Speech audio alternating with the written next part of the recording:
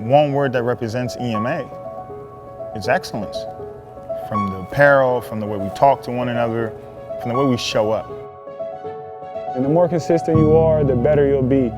Honestly, because the more I was in the gym, the better my game was. What are you doing as far as hard work? What does hard work mean to you? Because everybody's version of hard work is different.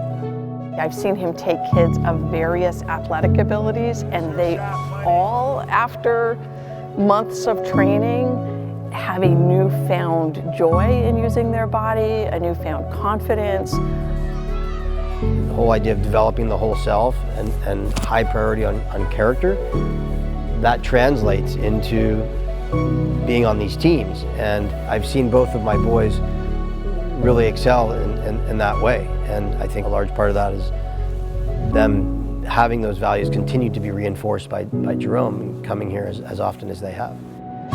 What this is, Empower Me Academy, and what we're experiencing now is what everyone dreams and hopes that they would have growing up playing sports. And I'm just excited now that it's been established so that the youth can experience this, because growing up, I didn't get this experience whatsoever. All I got was, hey, you go in the gym, you work out, your parents pay a ton of money for AAU, you travel.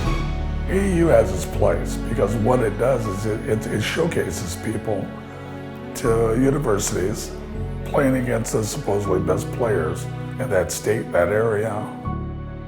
If you're from a smaller school and you're not getting that recognition, it's good. But what it doesn't do is able to develop those players individually, to make them great fundamental players. Those places where to be able to find what Jerome does, it's a dying breed.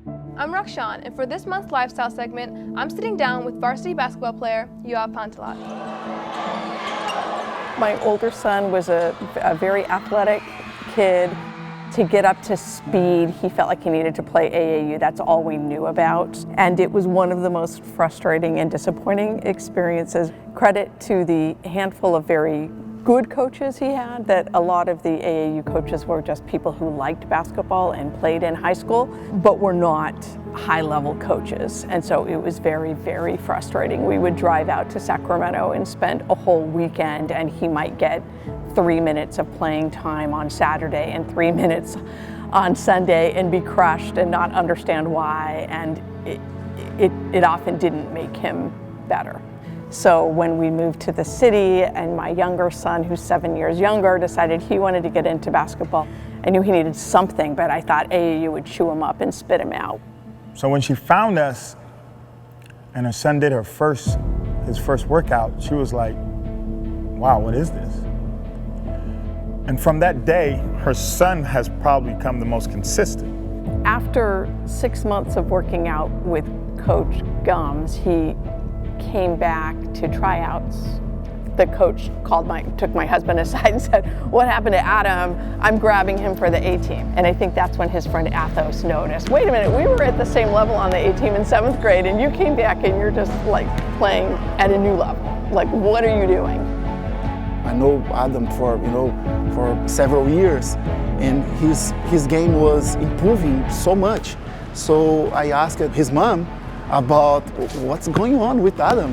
Where is Adam going to improve his game like that? When I heard about Empower Me, I came and I watched training for like 15 minutes, and I thought to myself, this is the place. I found the place for my sons. For the last 2 years, Ato Jr., he's going to start his 3rd year in high school.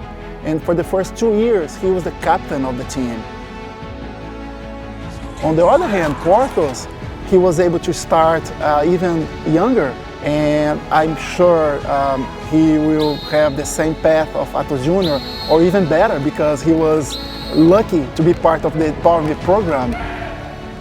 Ruthie was a kid who was born with sort of an inability to understand the word no. I mean, even if we had told her she couldn't do things, she has zero fear and an unbelievable spirit.